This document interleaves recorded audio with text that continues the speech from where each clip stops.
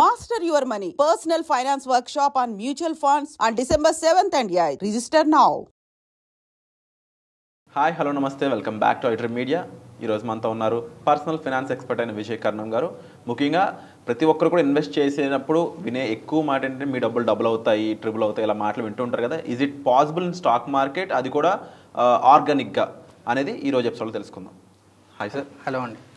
ప్రతి ఒక్కరికి కూడా మన డబ్బులు డబుల్ అయినాయి, ఒక 2 లక్షలు పెట్టు 4 లక్షలు అయిందనే మాట వినాలని చాలా ఆనందంగా ఉంటుంది. But that is not as easy and as possible అని చెప్పాలి స్టాక్ మార్కెట్లో. బట్ అలా చేయగలిగిన వాళ్ళు కూడా ఉన్నారు, బట్ వెరీ రేర్, 5% ఏమో ఓవరాల్. మనకి మ్యూచువల్ ఫండ్స్ పరంగా చూసుకుంటే ఎలాంటి ఫండ్స్ అలాంటి పర్ఫార్మెన్స్ ఇస్తూ ఉన్నాయంట? షూర్ అండి. ఇది మనం ఒక స్ప్రెడ్ చేసుకొని చూసుకుంటే మనం ఎన్ని టైప్స్ ఆఫ్ ఇన్వెస్ట్మెంట్ ఆప్షన్స్ ఉన్నాయి, వాటిలలో ఎంత టైం పడుతుంది డబుల్ కావడానికి, based on the percentage of interest what they are giving. అది నేను మీకు క్లియర్గా స్లైడ్లో చూపిస్తాను. ఫస్ట్ మనం లీస్ట్ చూసుకుంటే సేవింగ్స్ అకౌంట్లో మనకు 3 to 4% ఇంట్రెస్ట్ ఇస్తారు వాళ్ళు. అక్కడ మనకి 18 years పడుతుంది మన క్యాపిటల్ డబుల్గా, అంటే 1-2 లక్షలు కానీ 18 years పడుతుంది. దానికంటే ఇన్ఫ్లేషన్ ఎక్కువగా ఉంటుంది. It's not at all worth it. Just for immediate purpose, అంటే ఒక 2-3 months రిక్వైర్మెంట్ ఉంటే దానిలో పెట్టుకోవడం will be the best option. Recurring deposits 5 to 6%. ఆర్డీస్ మనకి బ్యాంక్స్లలో ఉంటుంది, పోస్టల్ దాంట్లో కూడా ఉంటుంది. అక్కడ మనకి 5 to 6% రిటర్న్స్ ఇస్తారు. అక్కడ మనకి 12 yearsలో మన క్యాపిటల్ డబుల్ అవుతుంది. 1 లక్ష కాస్తే 2 లక్షలు 12 సంవత్సరాల తర్వాత అవుతుంది. సో ఇది కూడా మనకి ఇన్ఫ్లేషన్ బీట్ చేయట్లేదు. And next fixed deposit 6%. అంటే కొన్ని స్మాల్ సేవింగ్స్ బ్యాంక్స్లలో 7, 8, 9% కూడా ఇస్తున్నారు. It comes with the risk. అంటే ఆ బ్యాంక్ సిచ్యువేషన్ ఏంది, ఆ బ్యాంక్ ఎట్లా ఉందనేది మనకేం తెలియదు. జస్ట్ ఇంట్రెస్ట్ ఇస్తున్నారు, మనం తీసుకుంటున్నాం అంతే. కానీ సో ఆ రిస్క్ కూడా ఉంటుంది అక్కడ. అండ్ మనకి అందరికీ తెలుసు ఫిక్స్డ్ డిపాజిట్లో ఇన్సూరెన్స్ ఓన్లీ 5 lakhs వరకే ఉంటుంది ఆర్బీఐ నుంచి. బియాండ్ దట్ ఆర్బీఐకి కూడా ఇన్సూరెన్స్ ఉండదు అనమాట. సో అది క్లియర్గా తీసుకోవాలి. ఇప్పుడు చాలామంది ఏం చేస్తారు అంటే 1 కోటి రూపాయలు 2 కోట్ల రూపాయలు ఫిక్స్డ్ డిపాజిట్లో చేసేసి they are earning good returns like 8%, 9% ఖచ్చితంగా తీసుకుంటున్నారు. It's good, everything is going good. But until and unless if something is comes up, అంటే ఆ బ్యాంక్కి రిలేటెడ్ ఏదైనా ఒక చిన్న నెగిటివ్ న్యూస్ వచ్చినా కానీ ఫస్ట్ ఎఫెక్ట్ అయ్యేది మనమే అనమాట. సో దానికి ఆల్టర్నేట్గా మనకి డెట్ ఫండ్స్ ఉన్నాయి, దానికి ఆల్టర్నేట్గా మనకి లిక్విడ్ ఫండ్స్ ఉన్నాయి, దానికి ఆల్టర్నేట్గా మనకి different types of mutual funds ఉన్నాయి. అది నేను డీటెయిల్గా ఎక్స్ప్లెయిన్ చేస్తాను. సో ఫిక్స్డ్ డిపాజిట్కి ఆల్టర్నేటివ్స్ చాలా ఉన్నాయి. ఫిక్స్డ్ డిపాజిట్లో పెట్టడం కంటే దాంట్లో ఇంకా చాలా బెనిఫిట్స్ ఉన్నాయి. ఆ డీటెయిల్స్ ఎలా అంటే విత్ క్యాలిక్యులేషన్స్ మనం వెబినార్లో తెలుసుకోవచ్చు. అండ్ నెక్స్ట్ అసెట్ వచ్చేసి మనకి పీపీఎఫ్లో 7.1%, 8%, కొన్ని దాంట్లో 8% వరకు కూడా వెళ్తుంటుంది.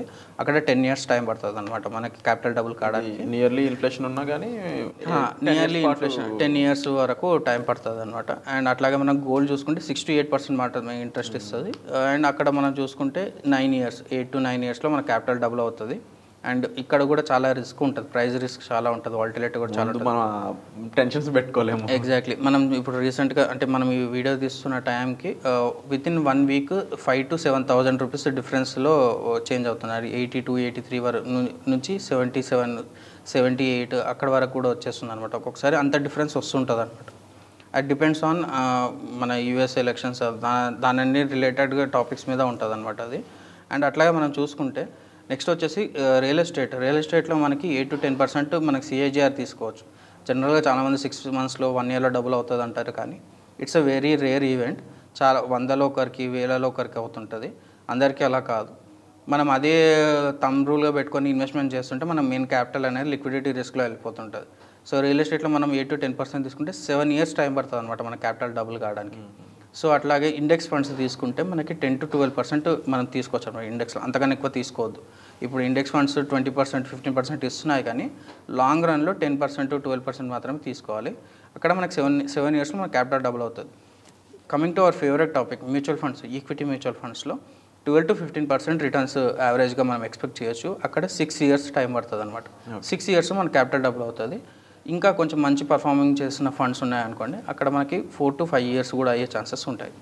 ఎప్పుడైతే స్టాక్ మార్కెట్లో డైరెక్ట్ ఇన్వెస్ట్ చేశారో అక్కడ మీకు కంప్లీట్ నాలెడ్జ్ ఉంది, మీరు క్యాపిటల్ని పోగొట్టుకోకుండా జాగ్రత్త పడగలిగారు లాంగ్ రన్లో అనుకుంటే within 4 years you can double your money అనమాట స్టాక్ మార్కెట్లో. చాలామంది 1-2 yearsలో చేద్దామని పోతారు, కానీ అది రియాలిటీ కాదండి. అట్లీస్ట్ 3 to 4 years అయితే డెఫినెట్గా టైం పడుతుంది. అక్కడ మీ క్యాపిటల్ డబుల్ చేసుకునే ఛాన్సెస్ ఉంటాయి. అండ్ నెక్స్ట్ థింగ్స్ వచ్చేసి స్టార్టప్ ఇన్వెస్ట్మెంట్స్, అది మన రిటైల్ ఇన్వెస్టర్స్ చాలా తక్కువ ఎక్స్పోజర్ ఉంటుంది. నెక్స్ట్ వచ్చేసి క్రిప్టో కరెన్సీస్, అంటే అందరికి ఫేవరెట్ టాపిక్ ఇది. Crypto currencies. కాకపోతే highly volatility, it's almost next to gambling అనమాట. అండ్ ఆ క్రిప్టో కరెన్సీకి వచ్చినప్పటికీ చాలా చోట్ల దానికి అవైలబిలిటీ లేదని చెప్పేసి, యాక్సెప్టబిలిటీ లేదని చెప్పేసి న్యూసెస్ ఉంది కదా. అవునండి. అది మరి ఆ రకంగా చూసుకున్నప్పుడు ఇన్వెస్ట్మెంట్ ఎంతవరకు సేఫ్ అంటారు? అది ఇన్వెస్ట్మెంట్ కింద నేనైతే పర్సనల్గా కన్సిడర్ చేయనండి. క్రిప్టో కరెన్సీని యాజ్ ఎన్ ఇన్వెస్ట్మెంట్ నేను కన్సిడర్ చేయను. చేసే వాళ్ళు చేస్తున్నారు, వాళ్ళకి స్ట్రాంగ్ ఆర్గ్యుమెంట్ పాయింట్స్ వాళ్ళకి కూడా ఉన్నాయి, నాకు కూడా స్ట్రాంగ్ ఆర్గ్యుమెంట్ పాయింట్స్ ఉన్నాయి టెక్నికల్ రిలేటెడ్గా మాట్లాడాలి అంటే. కానీ నేనైతే యాజ్ ఎన్ అడ్వైజర్గా అనుకోండి, యాజ్ ఎన్ కొంచెం ఎక్స్పీరియన్స్ ఉన్న పర్సన్గా నేనైతే క్రిప్టో కరెన్సీని అసలు ఎంకరేజ్ చేయను. కానీ యావరేజ్గా మన పర్సంటేజ్ వైజ్ చూసుకుంటే విత్ ఇన్ 2 years అక్కడ క్యాపిటల్ డబుల్ అవుతుంది యాక్చువల్గా. బట్ వీటన్నిటిలో విజయ్ గారు, వాట్ వుడ్ యూ సజెస్ట్ పీపుల్కి? అండ్ అది కూడా అందరికీ ఒకే రకమైన విషయాలు ఎప్పుడు కూడా సూట్ అవ్వు, ఇప్పుడు మీరు చెప్తూ ఉంటారు. దానికోసమే మీరు వర్క్షాప్ అనే దానికి అంటే మీరు వచ్చినట్లయితే మీ యొక్క సిచ్యువేషన్స్ ఏ విధంగా ఉన్నాయి, మీరు ఎంత సంపాదిస్తున్నారు, ఎంత సేవ్ చేస్తున్నారు, ఎంత ఇన్వెస్ట్ చేయగలరు, అది మీ పిల్లలకు ఉంటే మీ పిల్లలకి ఎలా ప్లానింగ్ చేసుకోవచ్చు, వాళ్ళ పెళ్ళిళ్ళకి ఎలా ప్లాన్ చేసుకోవచ్చు, మీ రిటైర్మెంట్ ప్లాన్ ఎలా చేసుకోవచ్చు, దీంతో పాటుగా మీరు ఏదైనా చిన్న చిన్న గోల్స్ పెట్టుకున్నారు, కార్ అయి ఉండొచ్చు, లేదంటే సమ్ గోల్డ్ కొండ అయి ఉండొచ్చు, వాటికి ఎలా ప్లాన్ చేసుకోవాలి, అండ్ దానికి ఎటువంటి ఫండ్స్ కానీ లేకపోతే ఇన్వెస్ట్మెంట్ ఏది సూట్ అవుతుంది, ఇలాంటి విషయాలని మీకు వర్క్షాప్లో అనేది ప్లాన్ చేయడం జరుగుతుంది విజయ్ గారి చేత. సార్, ఇక కంటిన్యూయింగ్ సబ్జెక్ట్ ఏంటి అంటే, మీరు ఏది సజెస్ట్ చేస్తారు వర్క్షాప్కి వచ్చినట్లయితే? షూర్, డెఫినెట్గా అండి. యాజ్ ఎ మ్యూచువల్ ఫండ్ అడ్వైజర్గా అనుకోండి, లేకపోతే నాకు ఎక్స్పీరియన్స్ ఉన్న దాని ప్రకారం mutual fund will be the conservative approach. And ఇక్కడ కూడా మీకు ఇంటర్నల్గా మ్యూచువల్ ఫండ్లో కూడా చాలా ఆప్షన్స్ ఉన్నాయి based on your risk update. ఇప్పుడు ఎవరైతే క్రిప్టో కరెన్సీలో ఇన్వెస్ట్ చేస్తున్నారు అంటే దే ఆర్ లైక్ పోతే పోనీ ₹1,00,000 పోతే పోనీ నాకు డబుల్ కావాలనుకుంటారు. వాళ్ళు అంత రిస్క్ తీసుకోవడానికి రెడీ ఉన్నప్పుడు we have some other options for them also. అంటే మ్యూచువల్ ఫండ్స్ కూడా అలాంటి ఆప్షన్స్ ఉన్నాయి, కానీ కంప్లీట్గా క్యాపిటల్ ఎరోడ్ అయ్యే ఛాన్సెస్ ఇక్కడ లేవు. కానీ కొంచెం ఇక్కడ 2 yearsలో డబ్బులు అయ్యేది, అక్కడ 3 to 4 years అయ్యే ఛాన్సెస్ ఉన్నాయి. అది మనము స్లైడ్లో చూసుకుంటే టాప్ టు బాటమ్ చూసుకుంటే ఫస్ట్ వచ్చేసి లిక్విడ్ ఫండ్స్ అనమాట. Liquid funds, guild funds, debt funds ఇవన్నీ ఎట్లా ఉంటాయంటే ఆల్టర్నేటివ్ టు ఫిక్స్డ్ డిపాజిట్స్. ఇక్కడ మనం యావరేజ్ చూసుకుంటే 10 years నుంచి 15 years వరకు పీరియడ్లో మన క్యాపిటల్ డబుల్ అయ్యే ఛాన్సెస్ ఉంటాయి. ఇది just for liquidity purpose and short డ్యూరేషన్కి మాత్రం మనం సజెస్ట్ చేస్తాం అనమాట. అండ్ నెక్స్ట్ వచ్చేసి corporate bonds, balance advantage fund, dynamic bond funds, DAF fund కూడా అంటారు, అట్లా డైనమిక్ అసెట్ అలొకేషన్ ఫండ్స్ అని కూడా అంటారు. వీటిలలో మనకి 8 yearsకి క్యాపిటల్ డబుల్ అయ్యే ఛాన్సెస్ ఉంటుంది. దాని తర్వాత large cap fund, index fund, international fund ఇవన్నీ ఓవరాల్గా 10 to 14% రిటర్న్స్ ఇస్తుంటాయి. And mid cap, small cap, multi cap ఇక్కడ మనకి కొంచెం రిస్క్ ఎక్కువగా ఉంటుంది. ఇక్కడ టైప్ ఆఫ్ ఫండ్స్ మనం వీటిలలో కూడా చాలా రకాల ఫండ్స్ ఉన్నాయి.